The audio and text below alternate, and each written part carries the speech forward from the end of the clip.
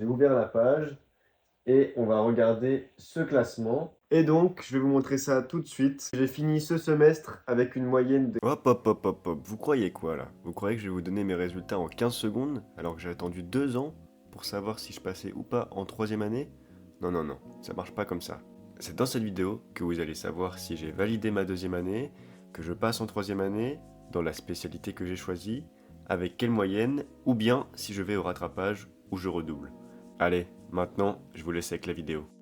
J'avais envie de faire une petite vidéo comme ça avec vous pour débriefer la deuxième année de prépa à l'INSA et pouvoir vous montrer le classement de quelqu'un qui a une prépa à gérer, mais qui aussi essaie de faire d'autres choses à côté. Déjà, si on se fait un petit point sur la prépa et sur les 2 années que j'ai passées, on peut déjà dire que ces 2 années, elles ont été rudes. Rudes niveau cours, rudes niveau emploi du temps et surtout rudes niveau rythme de vie et changement de vie surtout. Pourquoi? Parce que j'ai appris à changer complètement mon mode de vie, à devoir vivre tout seul, à devoir gérer tout seul et surtout à devoir affronter l'échec. Si j'ai un seul enseignement à tirer de ces 2 années de prépa, c'est avoir réussi à faire face à l'échec et à surmonter l'échec. Bien sûr, cette vidéo, elle fait aussi un peu écho à quelques retours que j'ai eus sur les précédentes vidéos, dont certains d'entre vous me demandaient de faire une vidéo sur les cours à l'INSA, en tout cas à mon INSA à moi, à Rouen, qu'on pouvait y retrouver, les matières, les thématiques abordées, les profs, la difficulté générale, les examens, un peu toute la vie dans l'école en général, pendant la prépa intégrée. Déjà, il faut savoir que les examens que j'ai passés au mois de juin, donc la semaine du 17 au 21 juin, se sont pas du tout déroulés comme prévu. C'est-à-dire que j'avais beaucoup d'espoir en ces examens. C'était la période qui comptait le plus sur les 4 semestres de prépa. C'était les matières que j'avais choisies en janvier dernier, les matières où j'étais le plus à l'aise. Et il fallait absolument que je me donne à fond pour pouvoir espérer avoir la spécialité que je voulais. Alors déjà, je parle de spécialité, mais qu'est-ce que c'est vraiment à l'INSA en fait? Comment ça se décompose et surtout, pourquoi il y a quand même un classement interne alors qu'on est déjà rentré après le bac? Normalement, on ne devrait plus y avoir de stress, plus y avoir de tout ça. Ce qu'il faut savoir, c'est que lorsque tu rentres dans une école en prépa intégrée, en tout cas c'est comme ça que ça fonctionne à l'INSA, eh bien tu as un classement interne en fonction de tes capacités dans toute ta promo.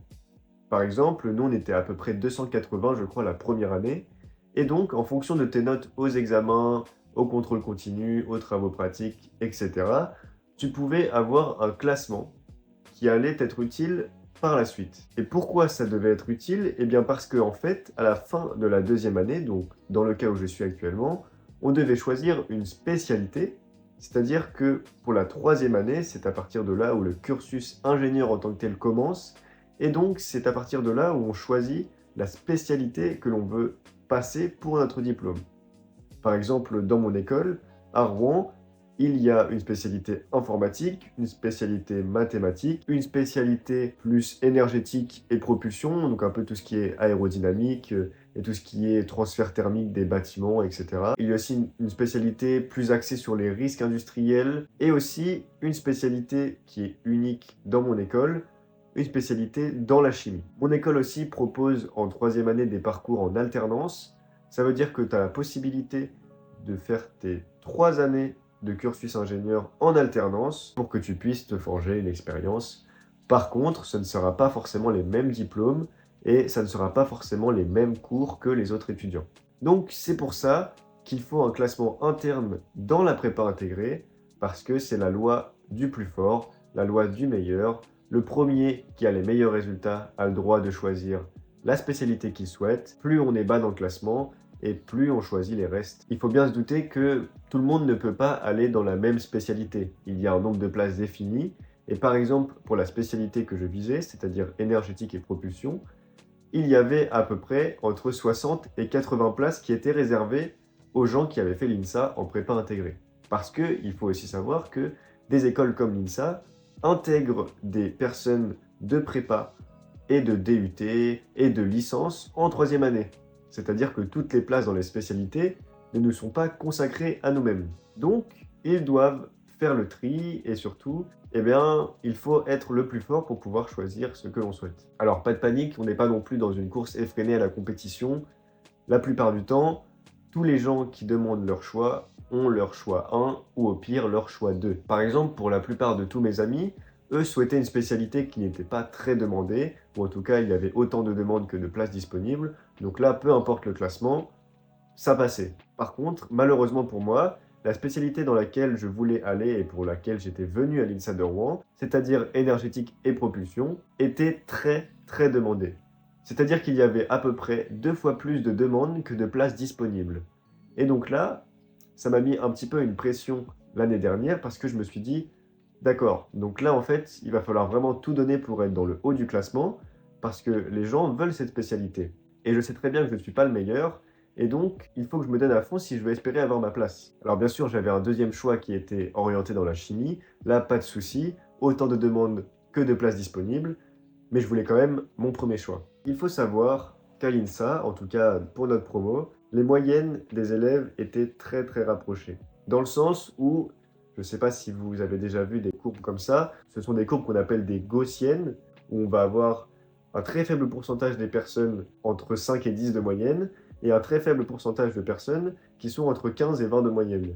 Et par contre, on retrouve 90% des personnes entre 10 et 14. Ce qui fait que chaque petit dixième de point engrangé sur les examens ou sur les évaluations me faisait gagner des places ou m'en faisait perdre également. Parce que vous aurez donc compris que je n'étais pas le major de promo et que je me situais donc dans cette montagne, un peu dans ce 90% de moyenne situé entre 10 et 14. Et donc pour vous faire un petit peu le point de ma première année, j'ai tourné entre 13,5 et 13,8 de moyenne générale à chaque semestre, ce qui me faisait placer environ dans le top 110-120 de ma promo sur 260 environ. Ça me faisait donc placer dans la première moitié de la promo, et j'étais donc bien parti pour avoir ma spécialité que je voulais, puisque généralement, quand on est dans la première moitié, on a ce qu'on veut. Mais comme ma spécialité était très demandée, je voulais assurer le coup et progresser encore plus. Malheureusement, le troisième semestre, donc le premier semestre de cette année, a été très compliqué. C'était le plus dur semestre qu'on a fait, je pense. Mais là encore, j'ai réussi à garder une moyenne très stable, d'à peu près 13,75, je crois.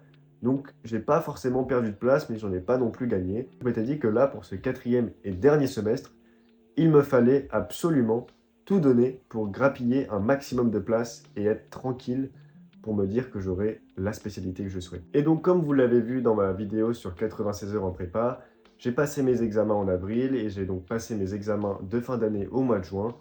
Et maintenant, c'est l'heure des résultats et c'est l'heure de voir ce que ça donne. Ai-je ma spécialité? Ai-je un classement qui est cohérent et surtout qui me plaît? On va découvrir ça tout de suite ensemble.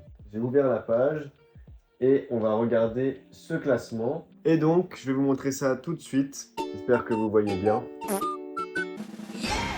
On voit donc que j'ai fini ce semestre avec une moyenne de 14,12, avec une moyenne dans le bloc physique, avec des maths et de la physique, c'est-à-dire de la mécanique des fluides, à 11,75, un bloc où j'avais ma chimie à 15,39, et le bloc humanité avec l'espagnol, l'anglais, le sport et la communication à 16,6.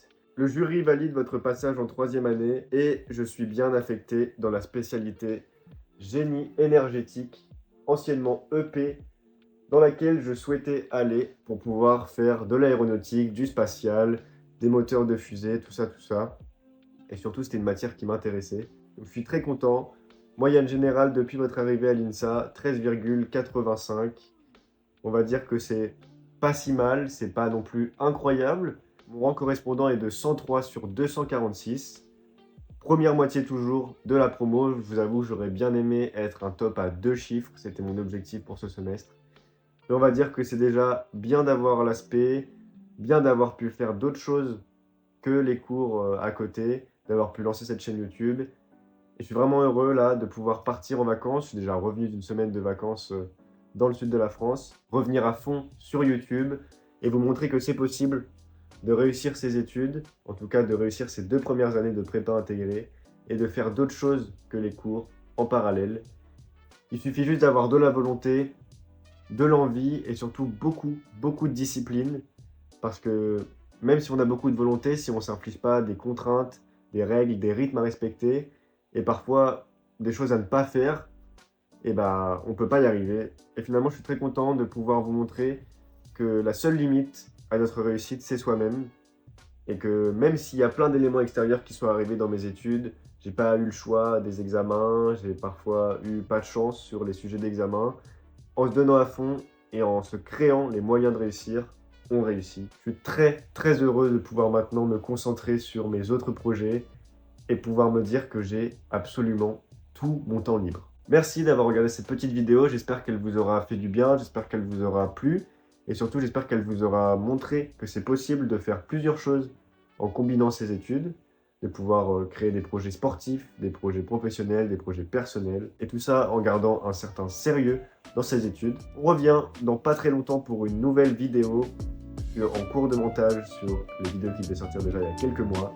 Vous inquiétez pas, ça arrive très vite. Mais en attendant, je vous dis à plus tard, à bientôt pour une nouvelle vidéo.